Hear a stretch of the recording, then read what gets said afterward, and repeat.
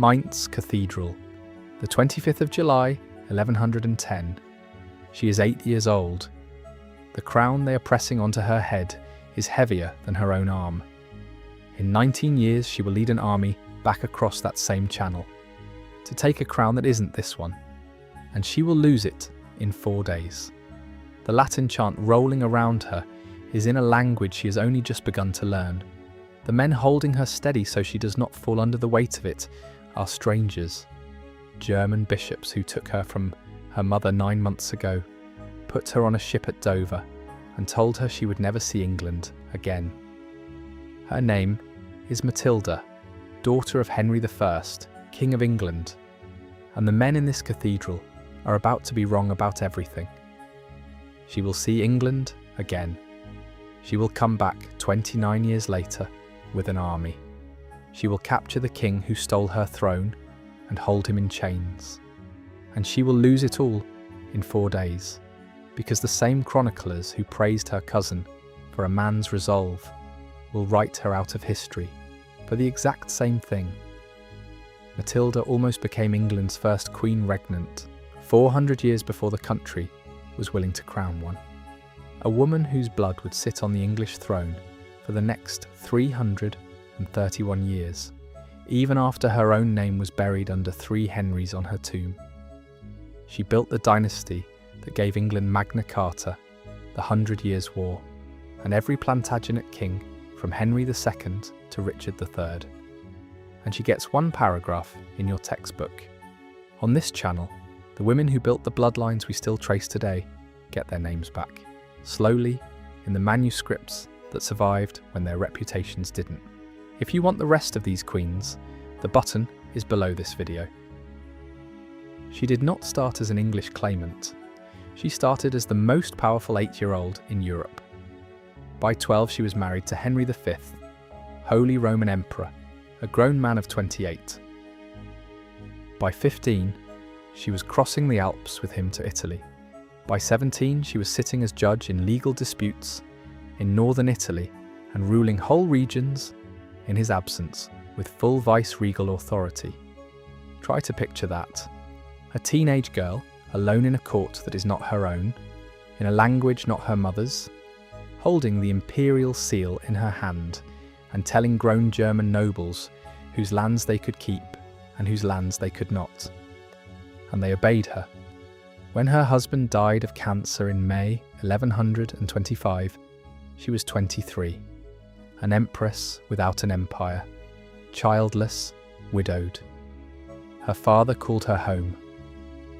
5 years before her widowhood, on a November night in 1120, a ship called the Blanche Nef had sunk in the dark off the Norman coast. 300 passengers drowned. Only one, a butcher from Rouen, survived.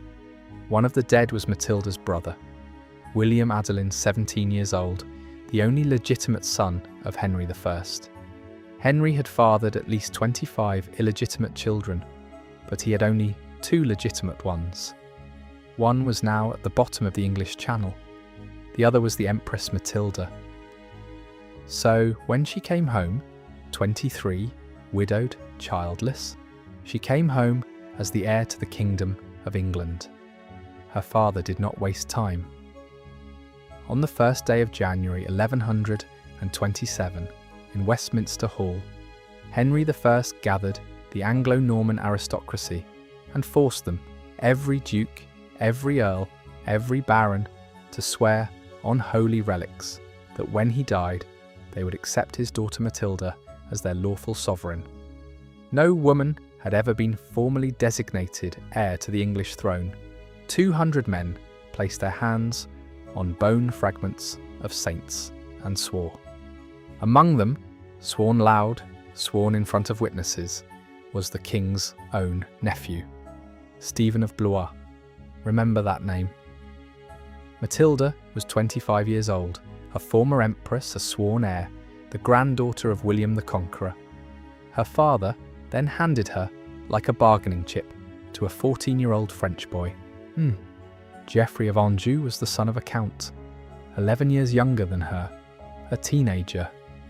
Her father had promised when the barons swore the oath that she would not be married off to anyone outside the kingdom without consultation, then he did exactly that. He didn't ask her, he didn't ask the barons. He sent her in 1128 to Le Mans to marry a child. She had been a Holy Roman Empress. Now she was a countess of a small French province, whose people the English aristocracy considered enemies. The marriage was a disaster from the first night. She left him. He took her back. They fought constantly. She gave him 3 sons anyway. The eldest, born in 1133, was named Henry. That boy will become Henry II. Watch what almost happened to him before he was born. Henry I died on the 1st of December, 1135, in Normandy. Matilda was in Anjou. To reach England, she needed to cross Norman territory, whose nobility hated her Angevin marriage. Stephen of Blois was in Boulogne. He could cross the Channel directly, and he did. Within 3 weeks, the man who had personally sworn twice up to defend Matilda's right to the throne walked into Westminster Abbey and put her crown on his own head. The Archbishop of Canterbury, William of Corbeil, refused at first. The oath, the 200 witnesses, the holy relics. Stephen's people had a story ready. The oath, they said, had been taken under coercion. Henry I had supposedly changed his mind on his deathbed. Nobody who had been with the king on his deathbed could confirm this. The Archbishop crowned Stephen anyway. On the 22nd of December, 1135, 3 weeks after her father's body went into the ground, Matilda was disinherited by a cousin who had stolen what every man in England had publicly sworn was hers. She was 33 years old. She was pregnant with her 3rd son. She was 400 miles away, and she was not going to let him keep it. It took her 4 years to put together a fleet, 4 years of negotiating, of waiting for her husband to secure Normandy, of watching Stephen alienate one English baron after another. Then in September 1139, she came. She landed at Arundel with 140 knights, and one indispensable man. Robert, Earl of Gloucester, was Henry I's eldest illegitimate son and Matilda's half-brother. He had originally sworn allegiance to Stephen. He had spent 3 years watching Stephen fail. Now he was Matilda's commander. For 15 months they fought a slow, grinding war across the south and west of England. The chronicler at Peterborough, writing from inside that war, set down what civilians lived through. By night and by day, they seized those whom they believed to have any wealth, men or women, and tortured them with unspeakable tortures. The earth bore no corn, for the land was all laid waste, and men said openly that Christ and his saints slept. Then on the 2nd of February, 1141, the war found a single afternoon that changed everything. Stephen was besieging Lincoln Castle. Robert of Gloucester arrived with a relief army at dawn, having crossed the swollen River Trent in the dark. Stephen's commanders begged him to retreat. He refused. By the end of the day, the King of England was a prisoner. The Chronicle of John of Worcester records the moment plainly. Stephen, King of the English, after endless toil and sieges of castles, which he endured for 5 years and 6 weeks for the preservation of the kingdom, was at length, by the just judgment of God, surrounded and captured at the siege of Lincoln Castle. He was put in chains. He was taken to Bristol Castle and locked in a cell. The man who had stolen her throne, the cousin who had sworn on relics, the king who had pretended for 5 years that her oath did not exist, was hers. The clergy met at Winchester 2 months later. On the 8th of April, 1141, they declared Matilda Lady of the English, Domina Anglorum, the title used for sovereigns awaiting coronation. Charters went out in her name. Coins were minted with her face on them by a moneyer named Sweating in towns under her control. She had done it 6 months from invasion to victory, 14 years from the oath sworn for her at Westminster Hall. All she had to do now was reach the Abbey, kneel, and let the archbishop place the crown that had been hers since the day her brother drowned. She rode into London in June 1141. She would last 4 days. Stephen's wife, also named Matilda of Boulogne, the Empress's first cousin, had not surrendered. She was massing her own troops south of the Thames, paying London merchants out of her Boulogne lands, and writing to every bishop in southern England. When the Empress refused to halve London's taxes Stephen had used to bribe the city, in his coronation week, Queen Matilda's people moved. The Londoners rose up. The chronicler of the Gesta Stephanie, a man almost certainly working in Stephen's household, probably Robert of Lewis, Bishop of Bath, recorded what happened next. Why are we slowing down on a single Latin paragraph? Because what he wrote, and how he wrote it, is the rope they hanged her with for 900 years.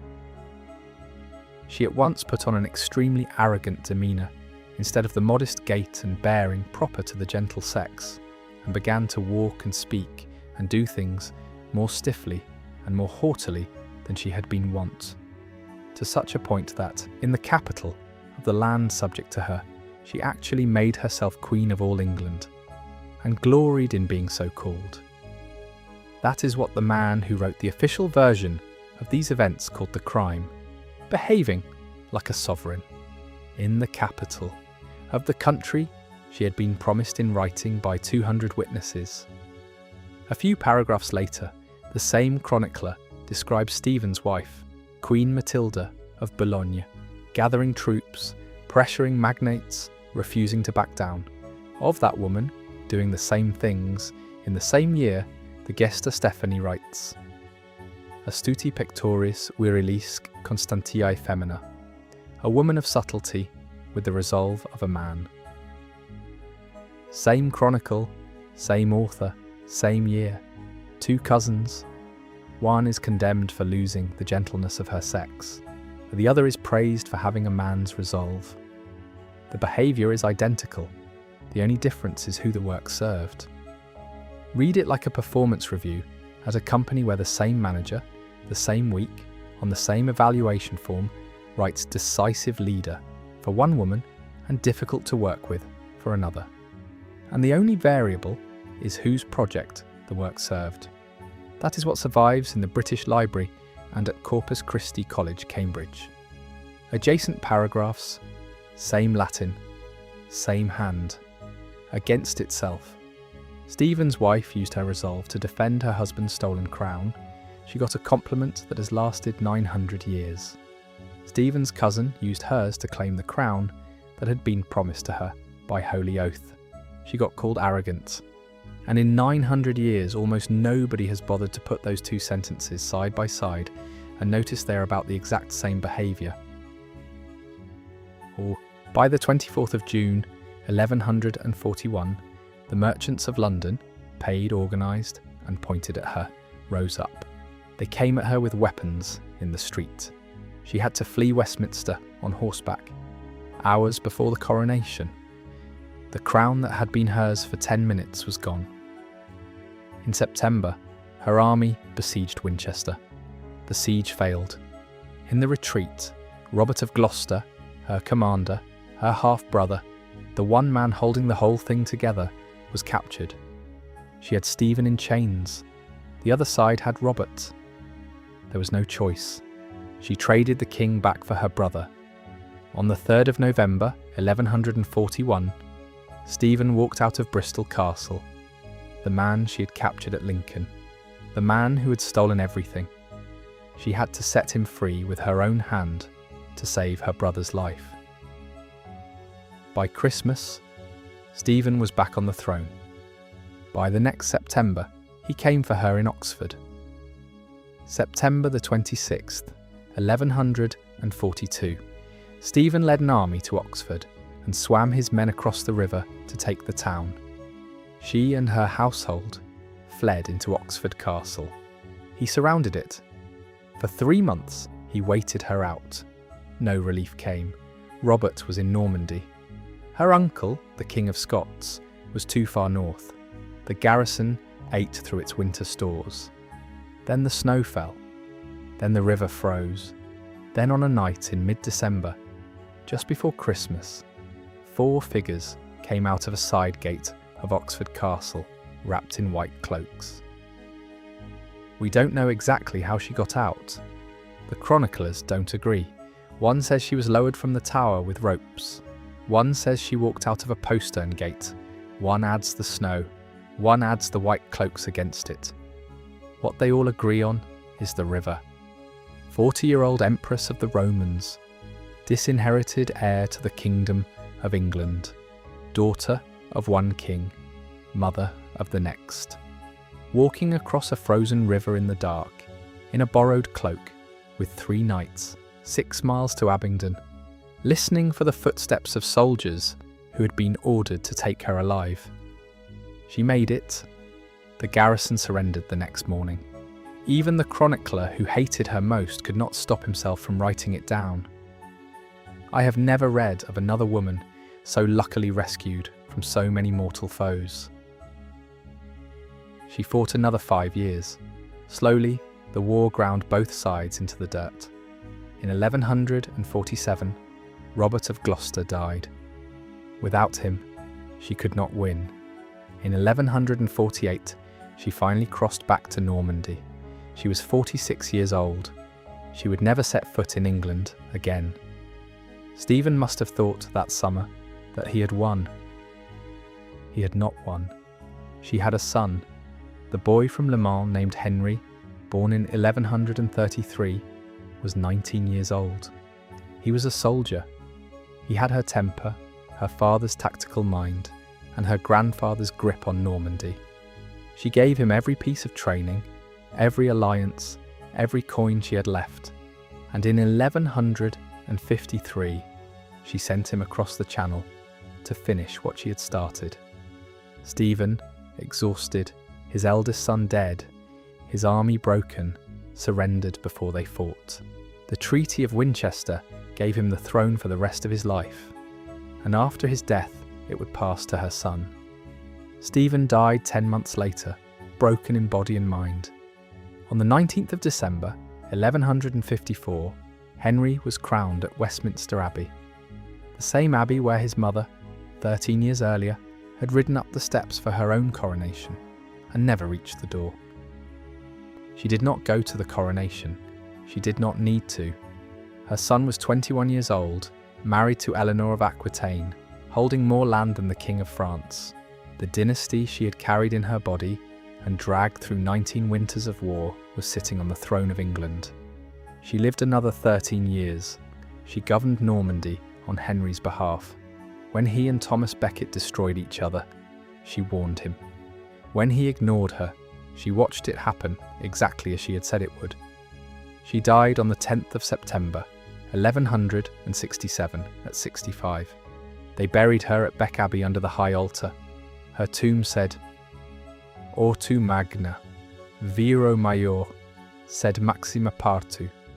Great by birth, greater by marriage, greatest in her offspring.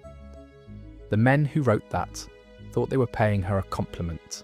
3 Henrys, father, husband, son, a woman summarised by the men around her.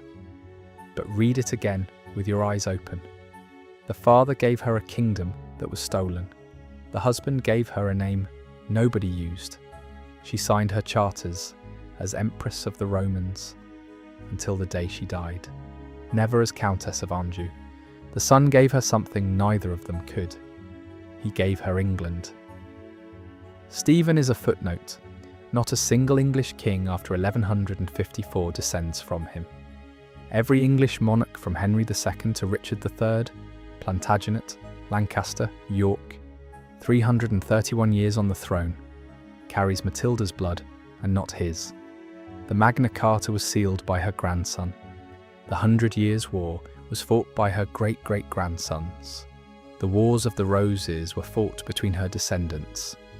Every story you have ever heard about medieval England, every battle, every cathedral, every legendary king, sits on top of a foundation she laid in 19 years of fighting that no English textbook has the room to remember. A girl of 8 had a metal crown pressed onto her head in Mainz Cathedral. She was told she would never see England again. They were wrong about her then. They have been wrong about her ever since. She was never crowned, but every crown that came after her was hers.